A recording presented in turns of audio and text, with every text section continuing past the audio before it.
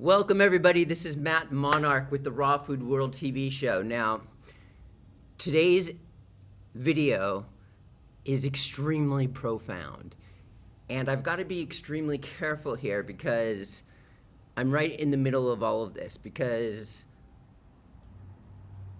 carnivores aren't going to be happy with this, and neither are raw vegans or anybody else. I'm just like right in the middle of all this. But I'm hoping everybody keeps an open mind to seeing where it all comes together into one, in one aspect, in one way or another. But anyway, being in the middle of all of this raw foodist stuff, I see a lot of what is truly going on, and nobody else sees this. For example, I deal with hundreds, thousands of people sharing their experience about, how they tried raw vegan and it didn't work, or how it does work for them. I get all the input from so many people on an individual basis every single day. And there is actually right now a huge group of people that tried raw vegan and it didn't work, and they have moved to the carnivore diet and they swear by it. And this is also where I have to be careful, because the carnivore diet, just like the keto diet and any other raw vegan diet, they're all fads.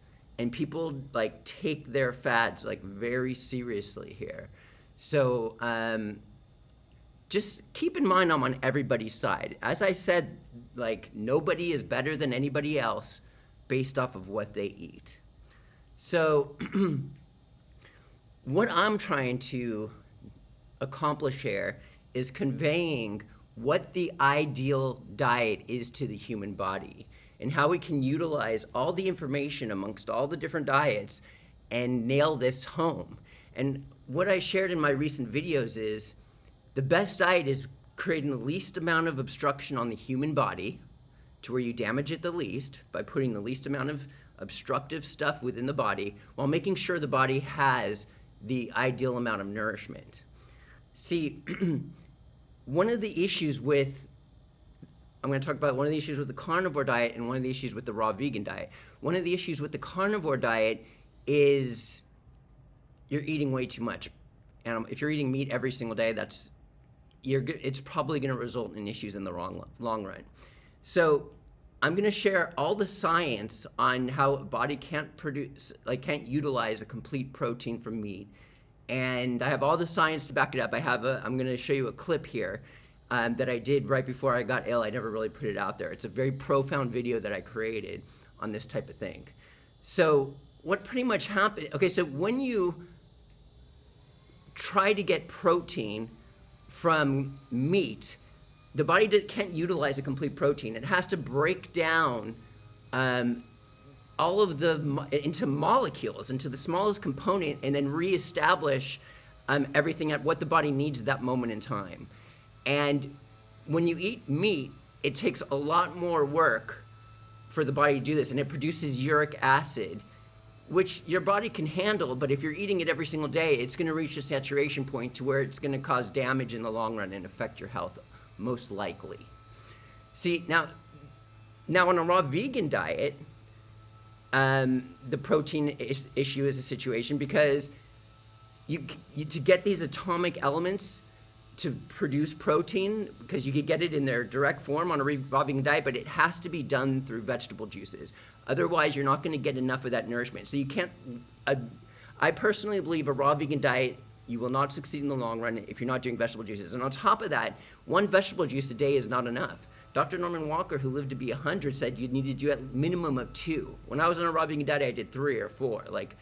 This is critical. And this is kind of where our juice powders come into play, but we'll talk about that in a little bit.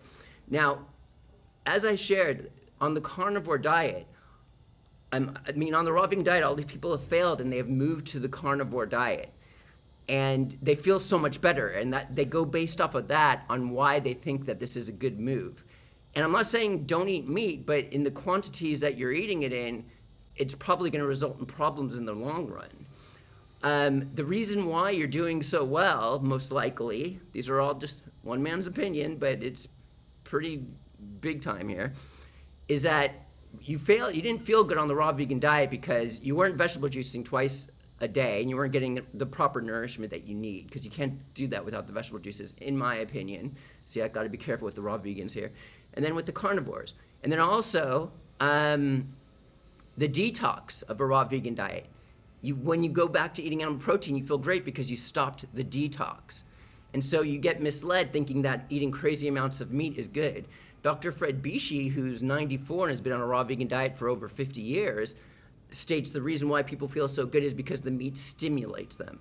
So, now I'm not saying you can't do meat, but now we're bringing it all back together and we're about to share the science. Don't go anywhere. This video is huge. To the ideal diet, and that is putting the least amount of obstruction in the body while providing all the nourishment at the same time. See, the problem with meat is it causes a lot of obstruction, and raw foods doesn't. So the body has to work a lot in order to get the nutrition. But for a guy like me, personally, where I've lost my ability to drink vegetable juice, but the juice powders work, because it creates this bubbling gas and I get pain and stuff like that, but the juice powders don't do that. So then a guy like me is forced to not do vegetable juices, even though this new carrot juice powder coming could change everything. I'm excited, and it's not here yet, everybody. It's 4 to 5 weeks, so don't get the carrot juice we have right now. All the other juice powders are good. But anyway, so we want the least amount of obstruction with the amount of best nutrition.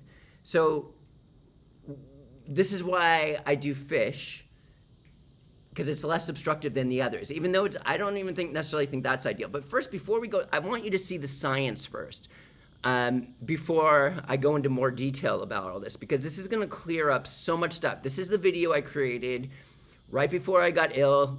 I didn't put it out there yet, and I was on a raw vegan diet, and I was sharing the science behind exactly how it works, how you can't utilize a complete protein, why people who eat animal protein, their muscles get bigger, and the science behind that, and how all of the nutrition breaks down and has to be reformed. And you can just get that straight from vegetable juice. Just check this out. It's absolutely mind-blowing. And then we're going to finish this conversation off. First, we need to debunk the complete protein myth. Yes, of course, an animal is a complete protein. And so am I. And so are you. Animals became a complete protein from the vegetation that they eat. A complete protein is the end result of what the body creates from the food that we consume. And it's not needed for consumption in the beginning phases. Chica, did you eat a chicken to become a chicken? How about beef? If this is all true, then why do meat eaters have bigger muscles than plant eaters? Well, stay tuned, because I've got the answer for you today.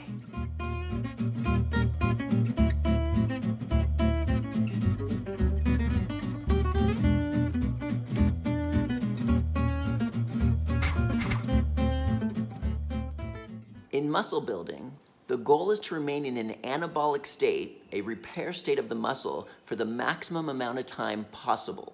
And nitrogen retention is the optimal state to keep you in an anabolic state. And the way that half the steroids on the market actually work is that they efficiently increase nitrogen retention in the muscles. And nitrogen retention is where our nitrogen intake is greater than our nitrogen output. Nitrogen naturally occurs in substances called purines. They're heavily present in meat, fish, and poultry. Cheese, eggs, nuts, and seeds are all very low purine foods, hence they are low in nitrogen. What are purines? Well, if you go to Google, the definition that pops up is a colorless crystalline compound with basic properties forming uric acid on oxidation. Yes, I am raw vegan, but I'm not against when people eat animal products. However, if a person overdoes the meat, then the excess uric acid can result in issues in the long run. It can create kidney stones, and our muscles suck up this uric acid like a sponge. When it reaches saturation point, they can start to crystallize and cause all sorts of issues such as rheumatism, sciatica, neuritis, and any other muscle ailments. So, The reason why meat eaters get bigger muscles is due to the nitrogen content in the purine foods that they eat.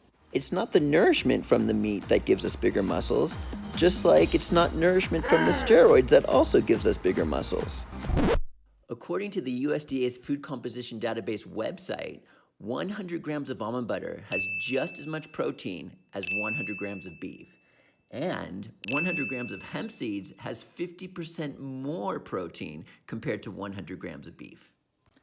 Even though these plant foods have the same amount or more protein compared to meat, the argument has always been that plant foods are not a complete protein. The body can't accept a complete protein. The physiological processes of the body don't work this way.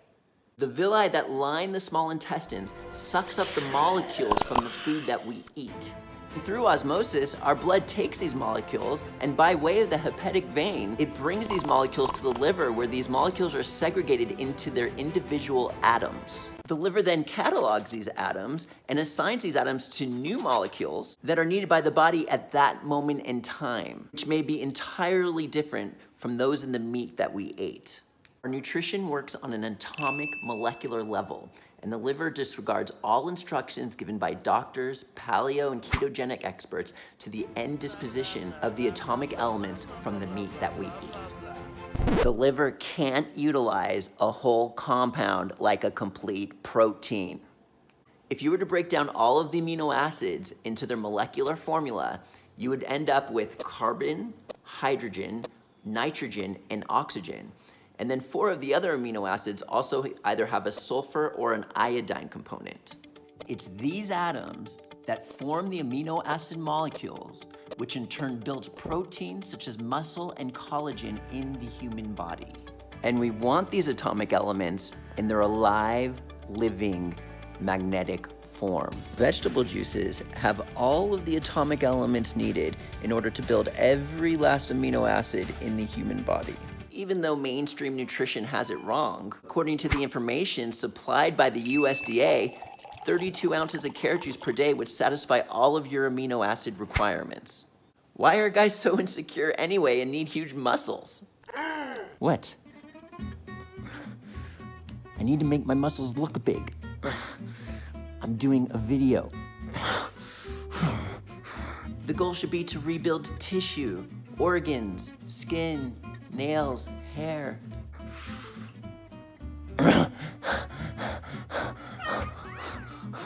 Vegetable juices like carrot juice is the ideal way to do this. They shoot in just like a rocket ship, and there are 0 byproducts involved. All of the nutrition is utilized unlike any other food.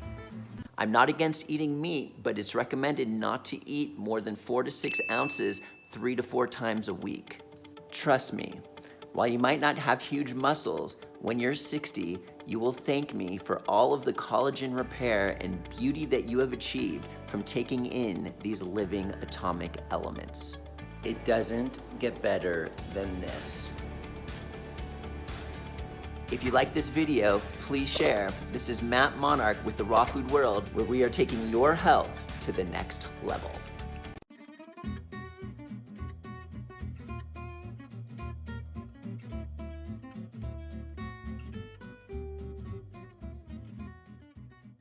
So this is the science, and this is what is going on. For animal protein, the body has to break it down, and it creates uric acid in the system. And it can result, it's rough on the body, but if we need it, then you can utilize it as a nutritional source if you can't do vegetable juice. And this is also where my carrot juice powder is coming into play. This right here can change everything. These are raw living juices. For the first time ever, like all the juice powders out there today, they don't have the proteins, the flavonoids, the polyphenols. These are tested and shown to have all of that, including the proteins. It has it all. There's tests to prove it. And when you see the juice powder, the juice molecule right before it's turned into a powder, it almost looks exactly the same. It still looks wet. I remember putting the juice powders on a piece of paper side by side so I could take a picture of it next to each other. And I came back 2 hours later and they were hard as a rock. It's so living and alive, they just started digesting it. It started digesting itself because it had exposure and the enzymes took action and stuff like that. These juice powders are insane, and this carrot juice powder can provide you the protein that you need if you take good amounts in the long run. So you don't have to do animal protein every single day if you're taking high amounts of this stuff. But this is 4 to 5 weeks away and stuff like that. But anyway, so here I am in the middle of it all. A raw vegan diet, you're not getting all the nourishment. You can't do a raw vegan diet like you would do it in nature and succeed, in my opinion. You need vegetable juices, and a lot of them, not just one, and it's got to be processed properly. There's so much. This is why the raw vegan diet doesn't work for a lot of people. They're not getting the nourishment they need, and the detox, they come off of it and go on meat, and then they feel great because the detox stops and it stimulates them at the same time. And this is what's going on, but it's rough on the body. You're going to create uric acid, and it can cause issues if it's done too much. So this is why it's recommended not to eat meat every single day. And so, me personally, I eat fish and not any kind of meat. Now, I personally believe very strongly that meat is way more harmful to the body than fish. Let me explain where I come to my conclusions, and this is not from a scientific basis, but it makes complete sense to me. As you guys know, I overdid enemas and colonics while I was on a raw vegan diet for over a decade, and I was on a raw vegan diet for 23 years. I cleansed my body to a very extreme level. So here we have here is a rare, very clean human body. So now what I have done is I've pushed it to the limits to see what I can handle with a clean body. And I've taken it as far as I can go without falling ill. And I've tested everything you can possibly imagine. So I have eaten animal protein, and I can do it, and I feel stimulated and great, but if I do it 2 days in a row, I'm like stuck in bed, I'm a mess. It's like, if I did meat every single day, I would end up bedridden. And just like I would not be able to function well because it's too toxic to a clean body. However, fish, on the other hand, I can handle on a daily basis and feel great. There's no issue whatsoever. So this is the impact of fish versus meat on a very clean body. And it just shows me, it's almost like a scientific clinical study of some sort. I know that we need more people here, but not many people are going to go through what I've gone. This is where I get all this information. I'm a rare specimen here. And so meat, I smell, I sweat at night, my sheets are disgusting when I eat meat, my breath, my body odor, it's putrid. It's not ideal. And no offense against anybody. I'm saying you can eat it, but I would not be eating that every single day. In fact, I even eat it on occasion, very rare occasion. It was like when I was a raw vegan, I would like eat raw vegan food very clean, and then like once a month I would go to a raw vegan restaurant and pig out, and I would just like, woo, that was fun. It was like a party, right? So this is kind of where I'm at now. I would maybe do it once a month, and I feel like crap afterwards, to be honest with you. But it's like a fun little thing. And if I did it 2 days in a row, forget it. But I'm just trying to show I'm friends with everybody here. I'm just trying to show you guys what is the most ideal diet. We want the least amount of instruction, which produces the least amount of effort on the body in order to get nutrition. And when you eat meat, the body has to go through a lot of uric acid is produced. This is all known, this is all in science, we just saw that in the video, and it can result in issues in the long run. And I'm just trying to share with you what it does on a clean body. So fish doesn't do that. And Dr. Norman Walker, he didn't eat any of these fleshes, including fish, but he said if he were to eat any, he would not eat the meats, but he would eat the fish, for the purpose of, because it has all of these minerals from the ocean, and he said only eat the ones with scales and stuff like that, and stuff like that. So, but he didn't eat it because he knows that it takes a lot of extra work for the body to utilize all those atomic elements that are produced.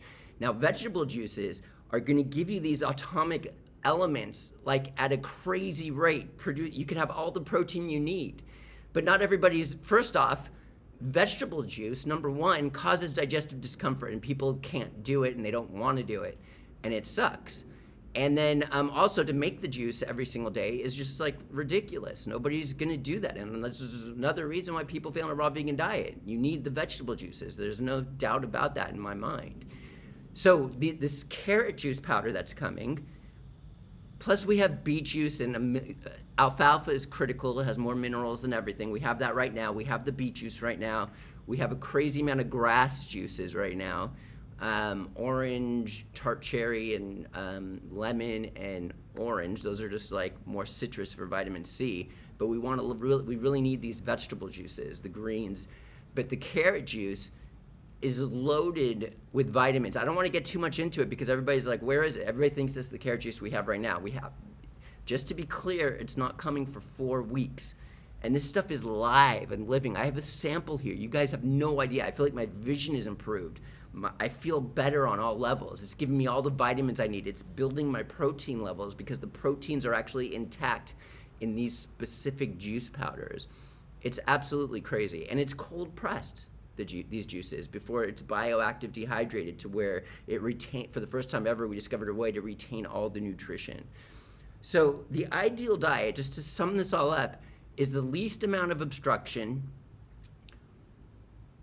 making sure you get all the nourishment that you possibly can. And the least amount of obstruction equals putting the least amount of work on the body, the least amount of matter within the body to where the body has to process. That's why overeating is no good.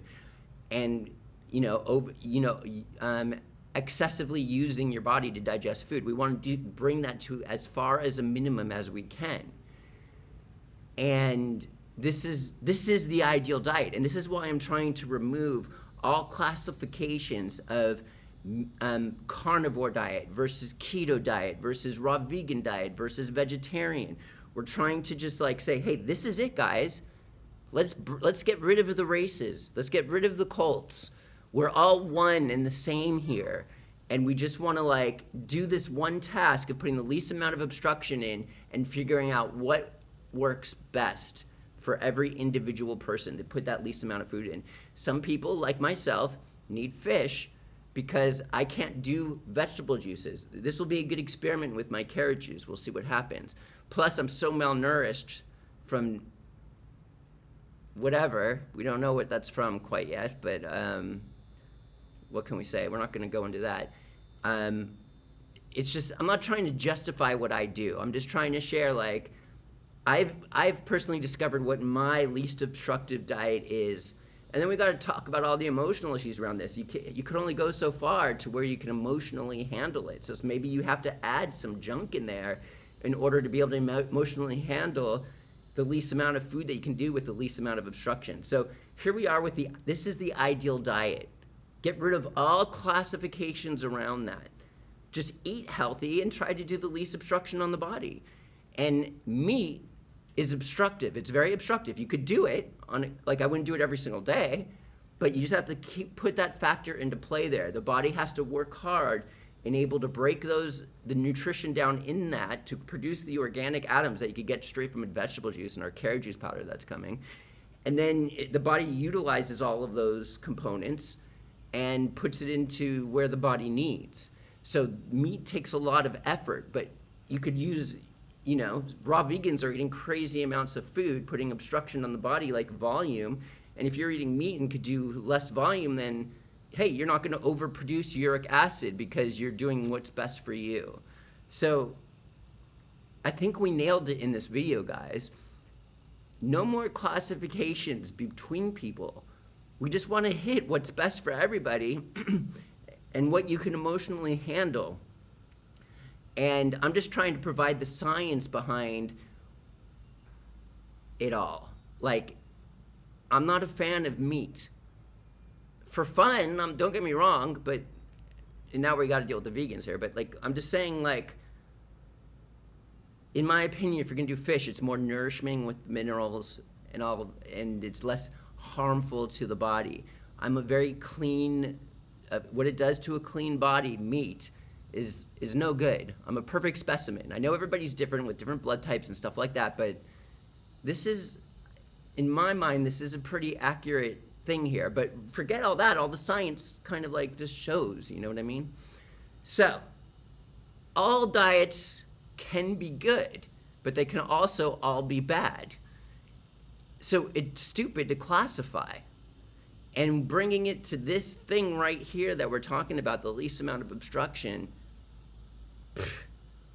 figure out what's best for you. You gotta just nail it, man. All right, we just rocked the house out of this stuff, and this is Matt Monarch. I'm back. I'm better. Like, come on, dude. What just happened? Bling. Thank you, God. And we'll see you next time at the Raw Food World TV show.